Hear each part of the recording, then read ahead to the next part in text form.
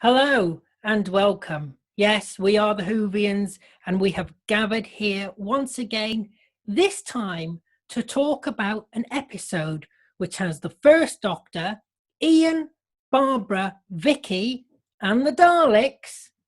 Let me just say, the chase is on. Yes. So let's go to Harry. Go ahead, Harry. What do you think about this story, The Chase? Well, the best way to describe The Chase is to think of it as this. 6 episodes of The Perils of Pauline. It's basically a time-space romp where you're basically the Doctor, Vicky, Ian, and Barbara are being chased by the Daleks until they are finally stopped on the planet Mechanoids, where Ian and Barbara eventually leave. Vicky stays on, they pick up a new companion in the form of Steven. And it's not a bad story. I'd give it a rating of, as far as the story itself is concerned, I'd give it a rating of a 6. But the books that I brought with me for this week are much better. First book I've got is the novel of the story itself. It's done by John Peel. And you find Mr. Peel on Facebook if you ever want to get a chance to talk to him. He did his book adaptation based off the original scripts by none other than Terry Nation himself. He got a hold of the scripts through Terry Nation's estate and looked them over and did the book based on that rather than what was aired and edited by a Dennis Spooner. And the book is actually a lot richer and a lot more interesting than anything you would have seen on TV. I'll give the book a rating of a 9. The second book I brought with me today is another compilation book. You've heard me mention the Cybermen book.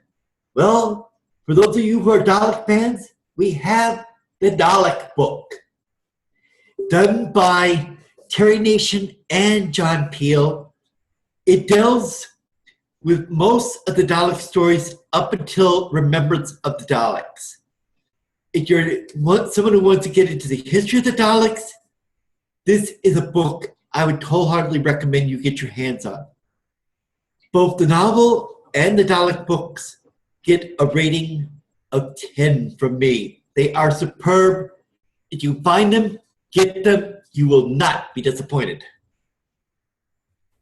Thank you, Harry. Now, talking of Dalek books, let's go over to Lee. I'm sure he's got the Dalek books, haven't you, Lee? You've got them. I bent them. Yeah, as well, I think you're alluding to that. I'm not a big fan of the Daleks, and everybody knows that. Yeah, The Chase, 6 episodes, Hartnell. I love, Hartnell. You can't beat Hartnell. He's Ian and Barbara, as I say, the final story they were in. They finally got back to Earth, but a year later. Yeah, it's for back in the day. Back in the day, it's well made. I mean, you could see the sets were cardboard. The Daleks, there was in the Dalek spaceship, there was a cardboard cutout of a Dalek. There was 2 Daleks stood near the lift with no rubber things on at the bottom of the Dalek, so they were just props. I mean, it did at times look cheap, but for me, the story does. It's a comedy romp, and that's why I like it, because it sort of sends the Daleks up. So I'm all for that, and it's. I mean, there was like episode 1, end of that, where the Dalek was coming out the sand. Why was the Dalek in the sand in the first place? I don't get that. I mean, it was eerie, the noises it was making, but there was no explanation why. I don't think there was no explanation why the Daleks gained time travel. For me, what was good is the Mechanoids. I thought they were brilliant. Brilliant designs. It's a shame they never returned. I mean, there was only in 1 episode, the last episode of The Chase, but they did return in big audio, big finish. So that was the Juggernauts with the Sixth Doctor. If you found that one, it's brilliant. And one major gripe about this story: the Doctor's robot double. Wasn't much of a double, to be honest. And it was plain as day. It was a totally different person, but it was, back then. What can you say? It's not bad, but it's not great. You get the introduction of Stephen as well, and playing two parts. But I don't know. I'm going to give it a 7. Thank you, Lee. I'm actually surprised at that. I thought it'd be lower than a 7, actually. And now let's go over to our very own Count Dracula. Let's go over to Jason. Go ahead, Jason. What do you think of the chase? Well, the chase. Definitely a random story. I mean, you got some scenes like President Lincoln. You got some scenes of Queen Elizabeth, William Shakespeare, the Beatles.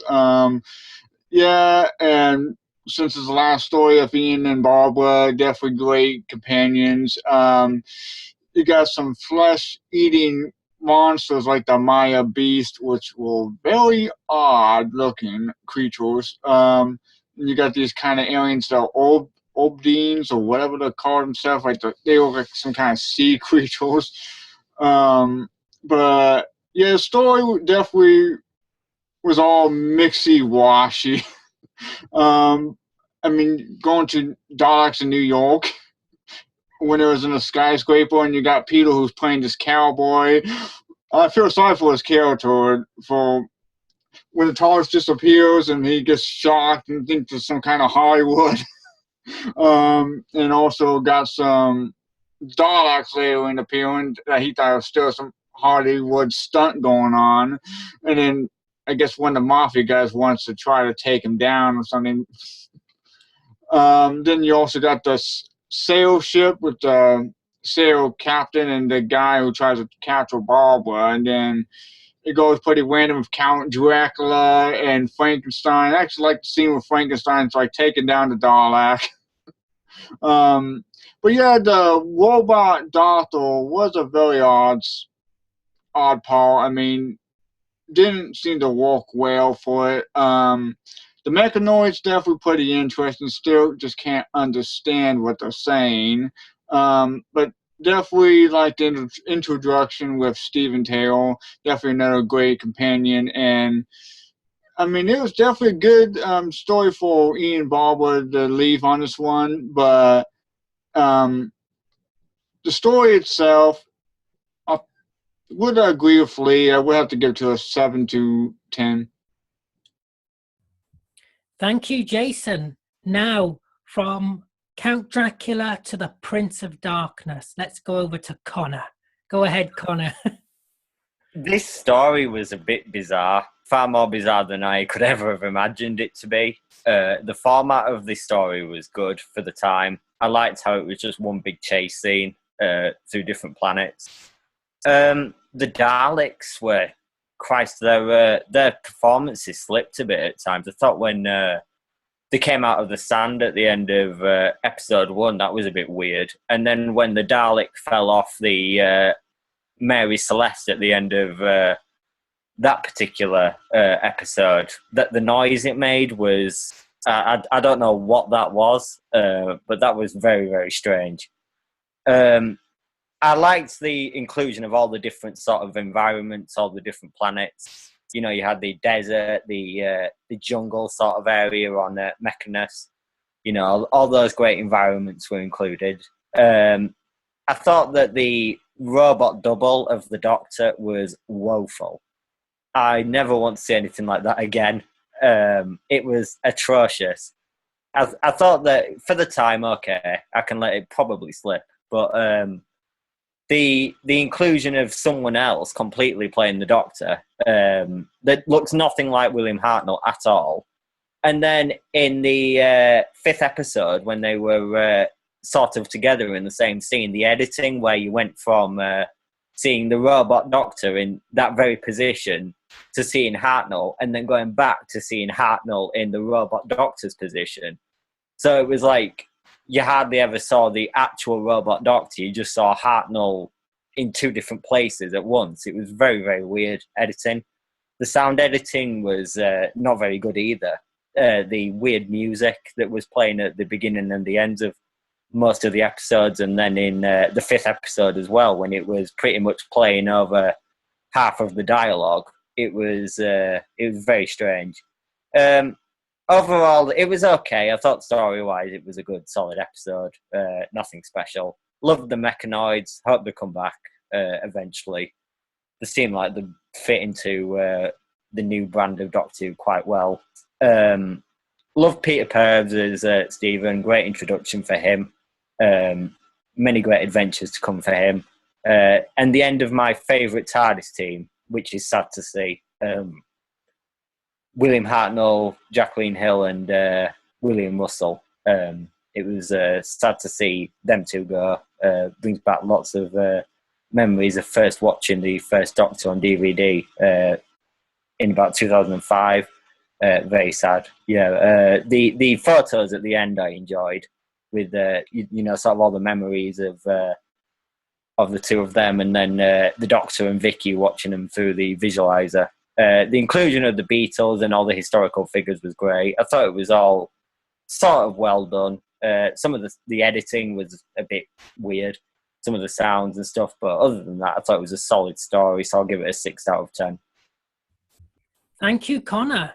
Now, before he falls to sleep, let's go to Craig.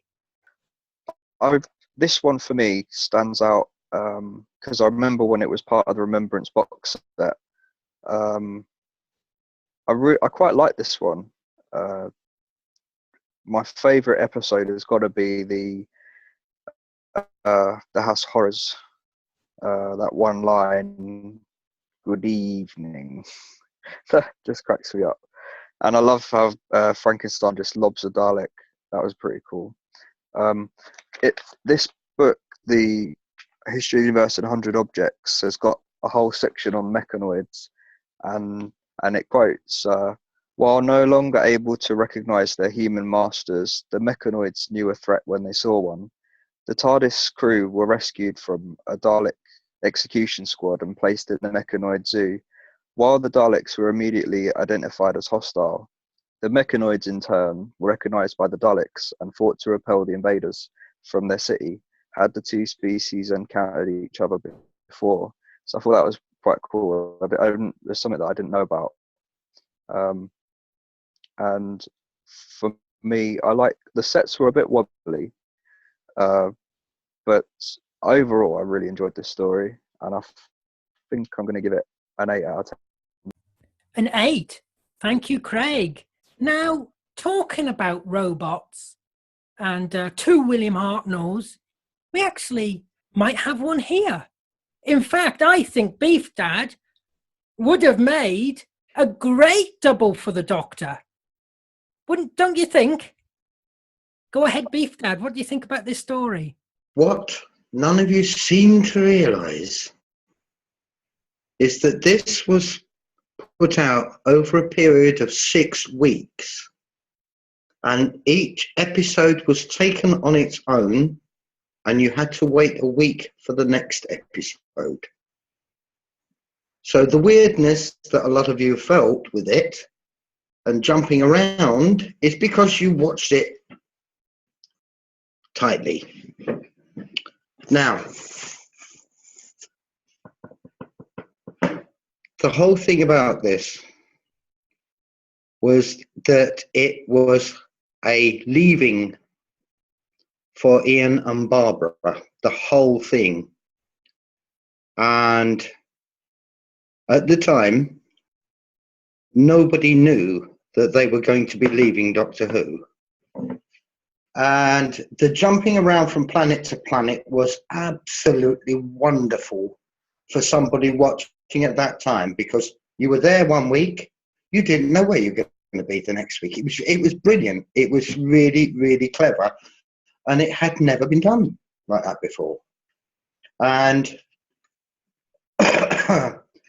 the viewers absolutely loved it.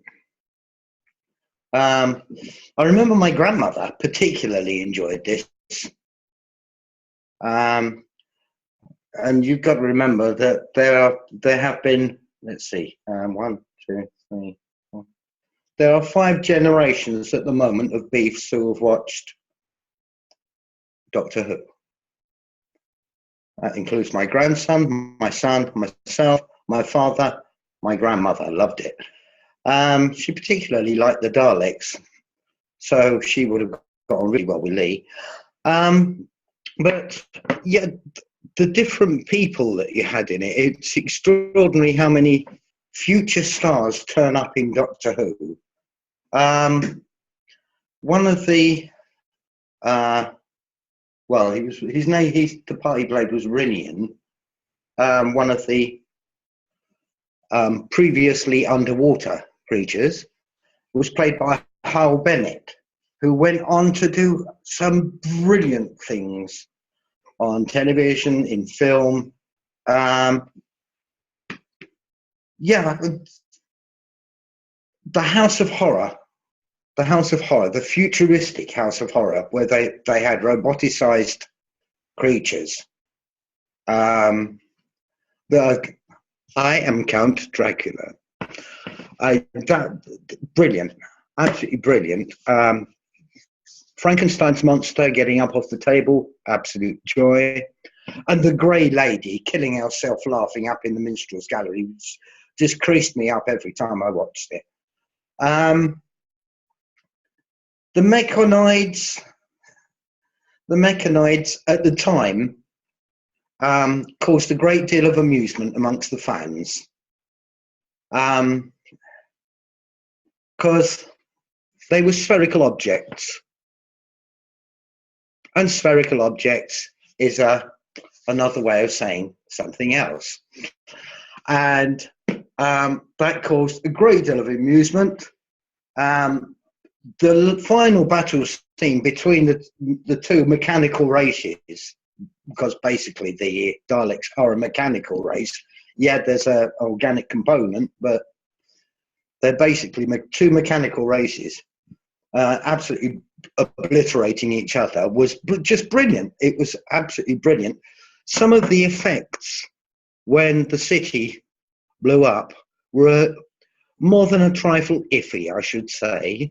It was just sort of overlaying clouds of dust and smoke and crap. They could have done that a lot better, but the thing is, you've got to remember, I mean, this is still the very, very early days. It's only the end of the 2nd season, and they are fighting for every single piece of their budget that they can get. And I think that if you take that into account, it's absolutely brilliant what they did with very, very low budget on this. And so, yeah, Peter Purves playing that awful American tourist. I mean, that is cringe to me. It's a cringe-making moment. His accent sets my teeth on edge. When you get to him when he's in the Mechanoid Zoo and he's the space pilot, yeah, he's fine. He's brilliant. He's good. But he should never attempt an American accent. That guy. I mean, we found that out in the Gunslingers.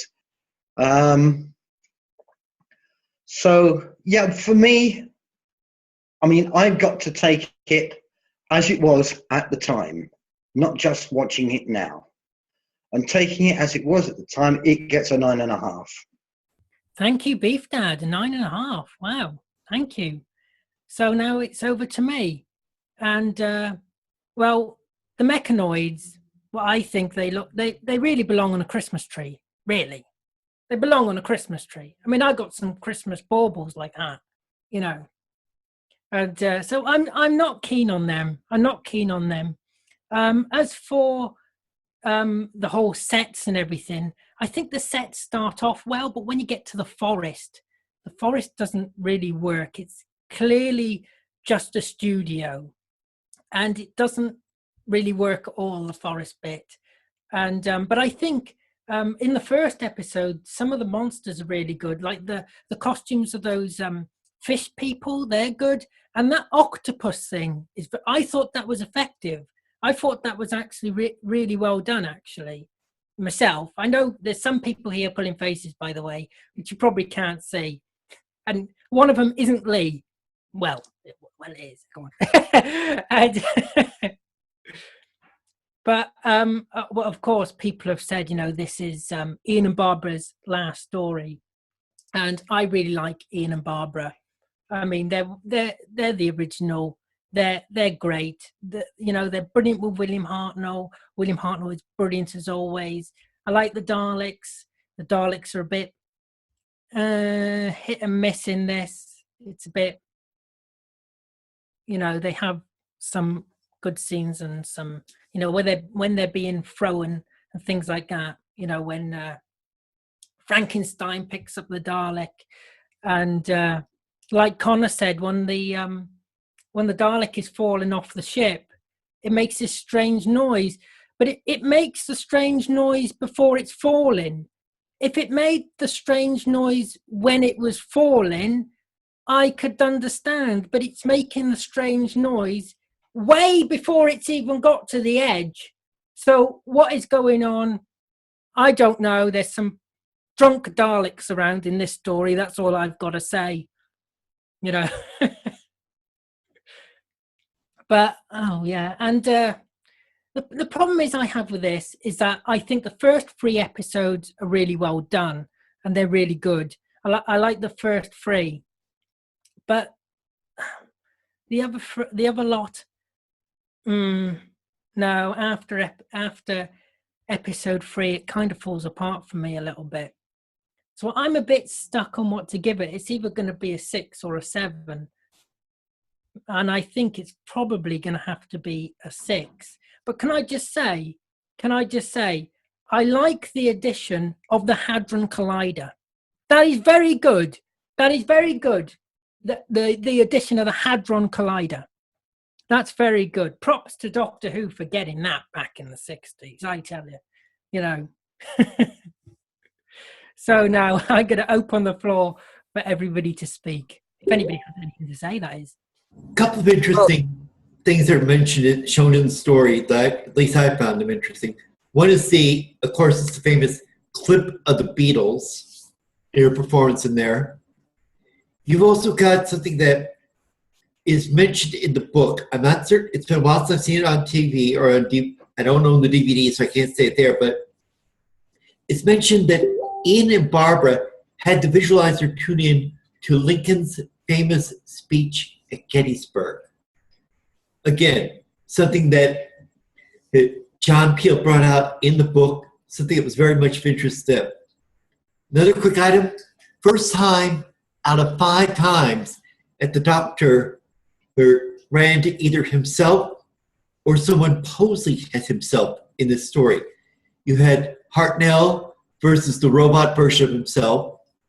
You got Troughton with Salamander, an enemy of the world. Pertwee running into himself in a version of the time jumping back and forth in Day of the Daleks. Tom Baker with Megalos. And of course, Peter Davison in Ark of Infinity with Omega. So, this is something for classic fans to chew on. Was you going to say something, Lee? Yeah, going back to Peter Purvis, when he was playing, I can't remember the character's name, the American on the Empire State Building. If any other person would have got down there and spoken to a Dalek sucker, the Dalek would have killed them straight away. So the Daleks were totally out of character in this story. This is, I kind of like, I enjoy this because it does really dumb down the Daleks in this story. And also as well, the Mechanoids, this story written by Terry Nation, and he purposely created the Mechanoids to compete with the popularity of the Daleks. You see how well that went. As you say, baubles. But as I mentioned earlier, the Mechanoids do return in Big Finish, the Juggernauts, and someone in that story has a robotic hand in creating those Mechanoids. I'm not saying who. Maybe someone in a chair. I have no idea. Is it that guy off is it Patrick Stewart who was off X-Men? That guy. No. I don't know. No. Oh. But someone, some character from the Doctor Who in No a chair. idea what you're talking about. Yeah, I'm saying. No idea. So yeah. Can I just say in the last scene, where William Hartnell says, "I will miss him" or something like that, that actually a boom mic comes into view. A boom mic in the corner comes into view. You can just see it like that. And this story is actually quite funny, actually, because what made me laugh was it was the first episode where Ian is sitting down reading a book called Monsters in Space. And he says to Vicky, it's a bit far-fetched. So I thought that was quite funny, you know. You know that the book that I'm reading about the 100 objects in the universe, it actually says here the Mechanoids were actually in 1965 seen as a chemical possibility. This geometric shape was named Buckminster Fullerini in tribute to the remarkable geodesic dome designs of Buckminster Fuller. These domes sadly lacked fearsome pincers and flamethrowers. And there's a beautiful picture of these. I think they're beautiful. I don't know if you can see. They're just baubles. It's a load of old baubles. Load of old baubles. The tourist that he played was Morton Dill. That was it. Yes. Yeah, he played Morton Dill. That would have kept Lee up all night. That would have. And I seem to remember an interview on the television at some point with the Beatles, and they said that they were absolutely thrilled to bits to have been in Doctor Who.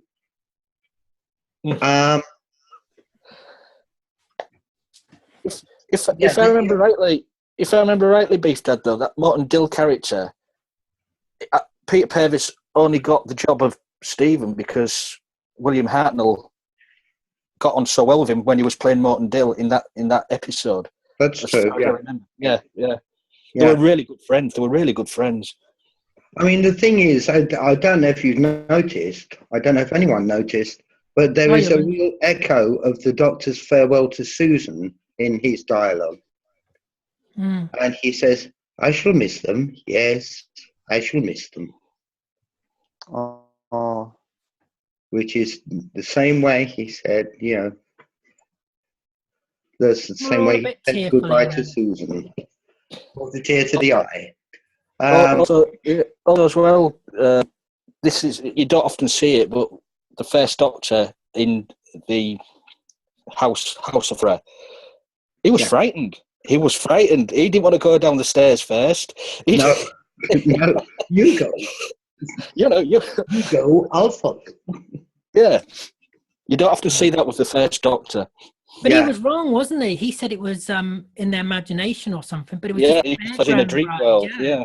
Well, I'm not entirely sure how he got to that theory, to be honest. He just seemed to pull it out of a hat. And the Daleks actually could have killed him in that episode. The Daleks could have just shot him. Yeah. Yeah, and they just ran off.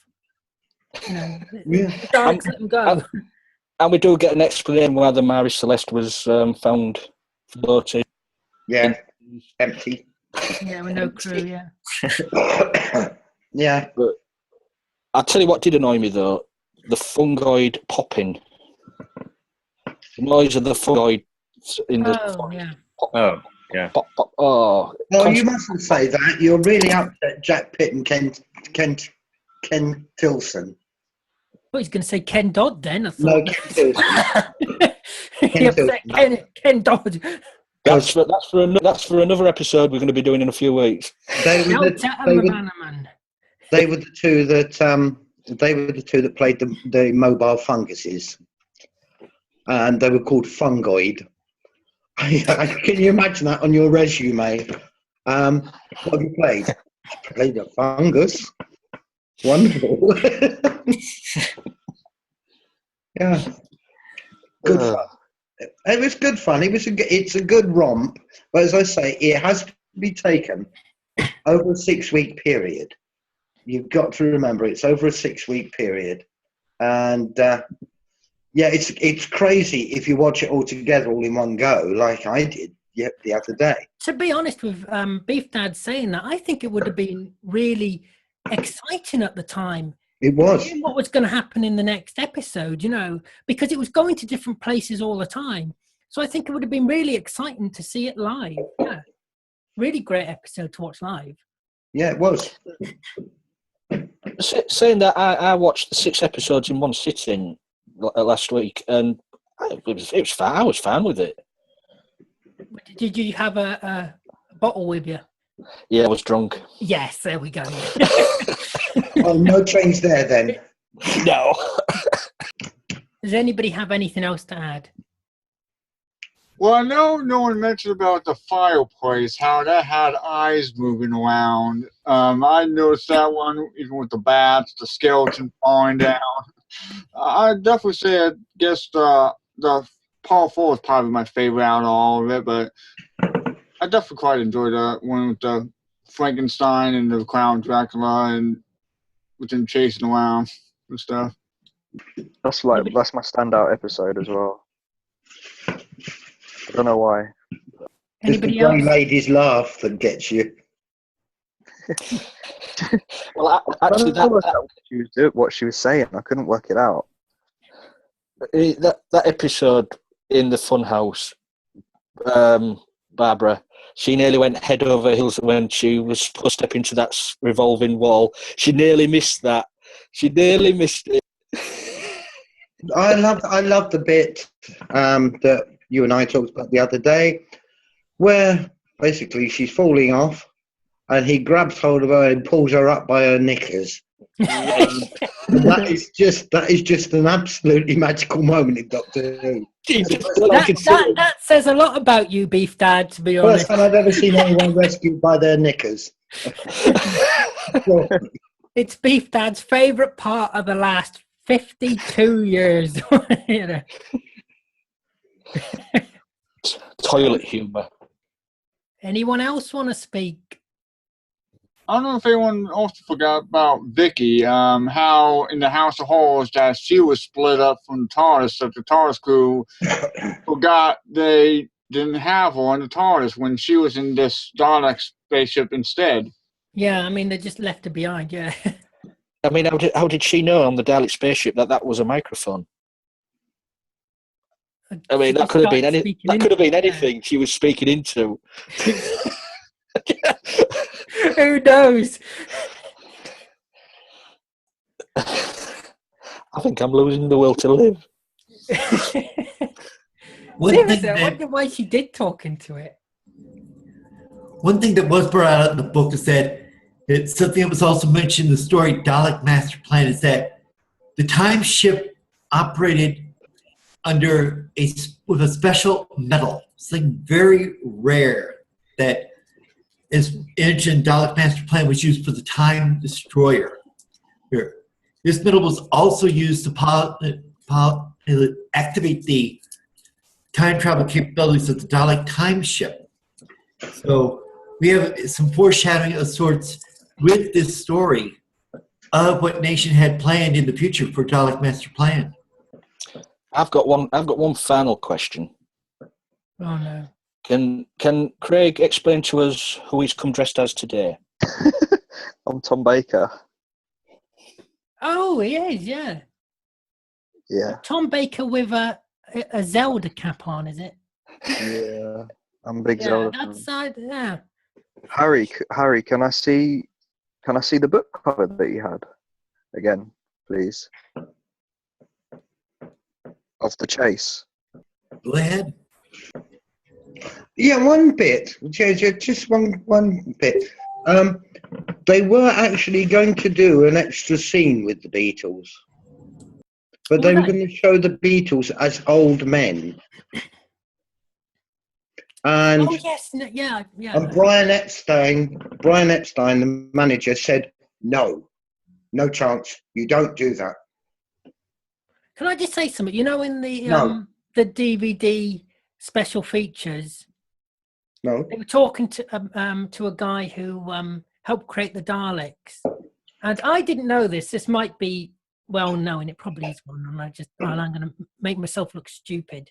But the reason why the new Daleks, the Russell T Davies era Daleks, are the height they are is so that Rose could look straight into them. Yeah. Yeah. And they Could look straight. showed So they were designed. Otherwise, they would have been the same height as the old classic Daleks, but they were made taller so she could look straight into them, into the eyepiece. that was a good That's- extra on there. I stood to a Mechanoid once. It was a big bowl of that was. Quite big and quite wide. Oh, And on that shell, yeah, we better go now, wouldn't we? Yes, I think we could either lie down after that. Does anybody else have anything to add before we go? Well, for us, the chase is over. Yes, we have been caught. Yes, says Bradley Walsh. And don't forget to like, subscribe, comment, share. And as always, I'd like to thank everybody here for joining me. And I would like to thank you for watching. Yes. And we will see you next time. So behave, take care, stay safe, keep happy, and keep on hooing.